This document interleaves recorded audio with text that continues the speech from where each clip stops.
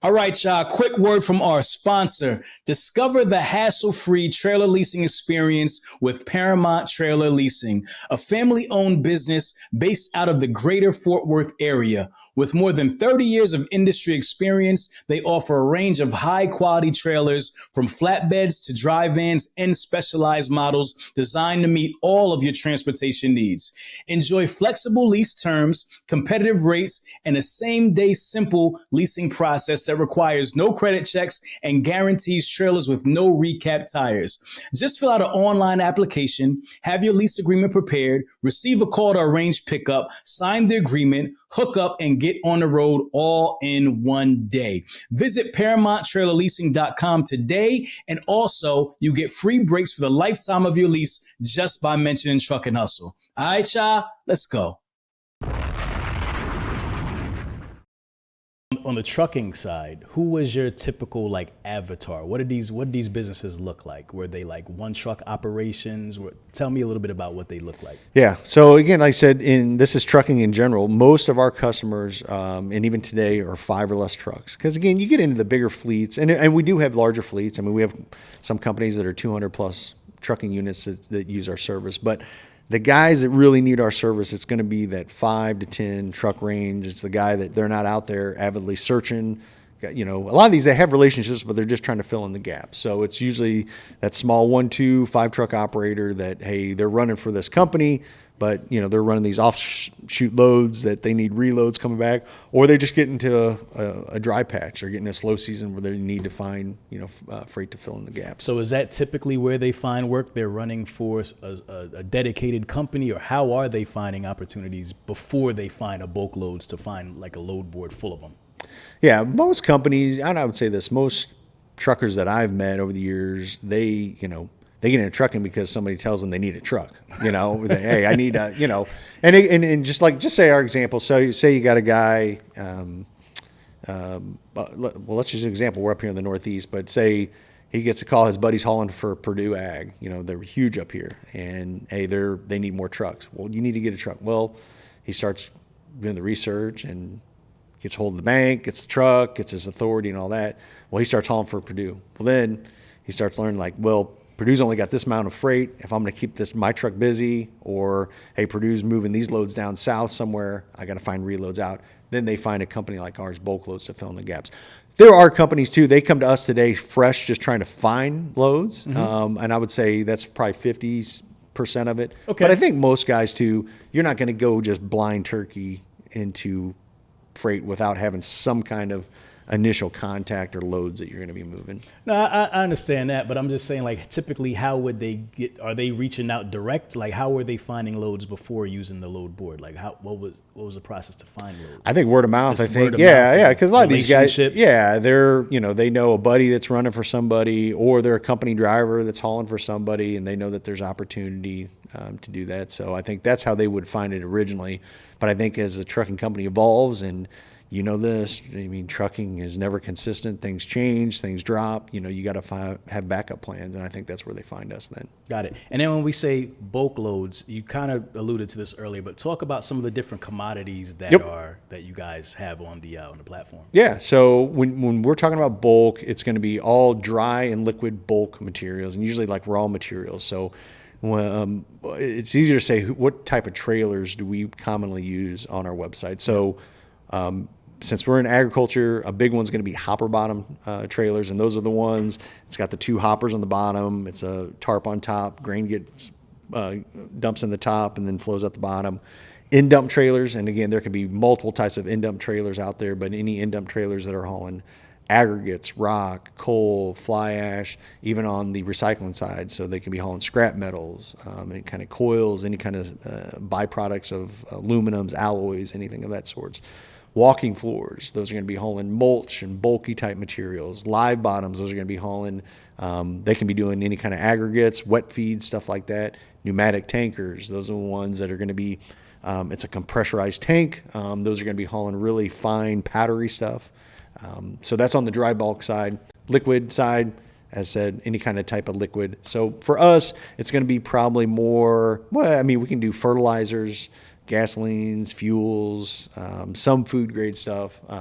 When you get into more specialized trailers, though, that's where it gets harder and harder to really have a marketplace or load board. Now, again, we'll get pockets where somebody is trying to find a food grade, tanker. But typically, if someone's going to be running something super specialized, especially like a tanker, a liquid tanker, I mean, those tankers themselves can be in excess of $200,000. They're going to have set dedicated round trip freight where they're not really out there searching a marketplace. Yeah. What would you say is the barrier to entry to get into the bulk, into like bulk freight? That's a great question. Barriers of entry to get into bulk freight. I don't think that there would be a lot compared to other types of freight. I think it's just knowing your customers and where you want to run. In our side, especially we're going to be Midwest. So I'll put it this way: if you look at our map of where our density is, Midwest is our biggest pocket, from Minnesota to Texas, Colorado over to Indiana, Ohio, and then Southeast United States, then Northeast, then West Coast, and then Canada. So that's kind of our pockets.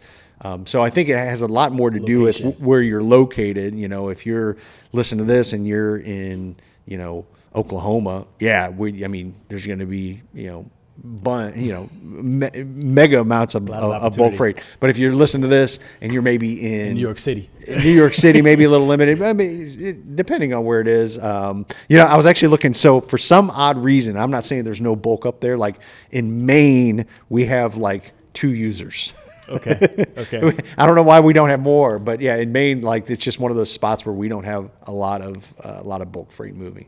But if you look at Iowa, it's Iowa, Kansas, Nebraska. I mean, huge amounts. So, why I would say the Rocky Mountains area probably not as much either. Arizona, New Mexico probably not as much either. So it depends on yourself. Pretty much. Yeah, it's going to be where you're located. Okay, got it. And in terms of like, let's talk like the finances a little bit. Like, how are like the margins in like the bulk freight world? Are guys making good money, or is it tight? Just give me like a general idea. Yeah, so this is what I think people may or may not like. So bulk freight, you don't have your big volatile swings like you do in general freight. So I'm copying this from somebody else, but like if you look at general freight, you see these big waves like this. Our industry, you see these tiny little.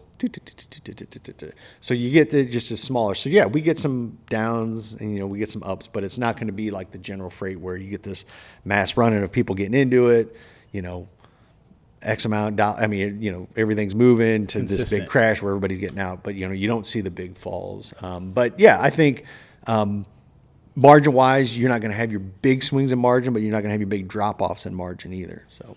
Got it. Is there any specialized freight that has like larger margins that is like the gold? Like people, like if you haul this particular commodity or you have this particular equipment type, there's a lot of revenue opportunity there. Yeah, there are, and I'm going to just name a few of them that come to the top of my head. But so one example is right now as we're recording this and in through the spring years, anhydrous ammonia. It's a fertilizer that goes on farm fields. Well, to transport that, you got to have, they call them bottle tankers. So if you see those trucks or those trailers going down the road, it's looks like a bottle. It's not. So it's a tanker, but it's a. It looks like a long. Yeah, it's like a big LP cylinder. Yeah, because that's what it is. Yeah.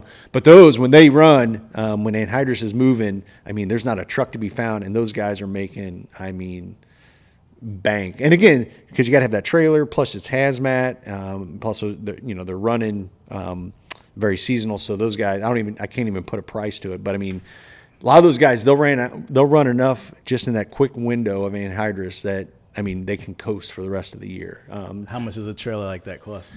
I don't even know, but I would say $250,000, if not more. It's got to be crazy. But if you notice those guys that run those, they have the most prettiest trucks. They're decked out. Show type rigs. The trailers even. But there's a reason why. There's some extreme margin that gets made by those guys when they haul. But I think too, you got to be. It's very specialized. You got to have good relationships. Those guys, you can't just go buy that truck and trailer and then go knock on the door of some company that's hauling and be like, I want to haul for you. The the guys that are doing it, they've had relationships for 20, 30 years that have been doing it. Yeah. What about on the insurance side? Is it to insure those things? I'm sure it's crazy. Yeah. Cause again, they're driving down the road with and it's hazmat. Like yeah. I mean, they're pulling a bomb down the highway, give or take. I mean, if that thing, these guys got to be super, super, super cautious. Yeah. Yeah. So I think one, really important thing you said is like the consistency side. Yep. So, like you said, freight is very volatile, but in what you do, it's just very consistent. So you don't see as many companies like going out of business. Like what have you seen? Obviously the market, you've seen tons of closures, companies going out of business. What have you seen in your industry, in your industry in bulk? Are people surviving, or is it kind of mirroring what's going on in the industry, the rest of the industry? I wish I had the exact statistics, but we don't have now you'll still hear of a guy here and there going out of business, but not to near the extent that we're seeing it on the general freight side. So I think a lot of these guys, they've had to buckle up a little bit, tighten up their boots. But a lot of these guys are faring the storms. We just don't see it on our end. Again, I think I always say this: agriculture. We're hauling feed and food for humans and animals, so we're not recession proof, but we're always in a pretty good spot to be. As long as people are eating and people are eating animals, meat, we have a job. It's got to do where we see maybe some some cyclical things, like if you have natural disasters, which knock on wood we haven't had a really, really bad one. When I say like a drought in the Midwest, and even a lot of technology now, even with droughts, we can still produce pretty good crops. Those would be the things that we would see probably some more volatility than the actual just freight rates and tonnage. So if I'm new to the bulk load board, what is the best way for me to navigate it and kind of find opportunities? What would you like? What suggestions would you give to people out there? Yeah, I tell people that we're going on year 15, so I've seen the guys that have been successful and the guys that have not, and I think number one, you have to be on the board, and you have to be, and we talked about this before our podcast, dude, you have to be visible to people, and you have to be transparent and open out there. I think the people that I see that have been very successful, they've just been consistent on servicing their customers, and then just looking at other opportunities out there to maximize their revenue. All right, y'all, listen, I'm happy to announce that we finally launched our YouTube memberships. Listen, if you want to support Truck and Hustle for all the hard work that we've been doing over the past 5 years, this is where you need to be. As a part of our memberships, number one, you'll get exclusive access to all of our archive content. Number two, we'll be doing at least one live webinar with one of the guests or somebody else from our network that you love to continue to add value to you and your business. Third, we'll be having exclusive behind the scenes content that we shoot and doesn't, make the final cut. So make sure you go check it out. Get that subscription right now and join us, man. TNH forever. Let's go. All right, guys, if you love Truck and Hustle and you love the interviews and the information that we're providing week to week, make sure you like, share, and subscribe to the channel. All right, Hustle fam.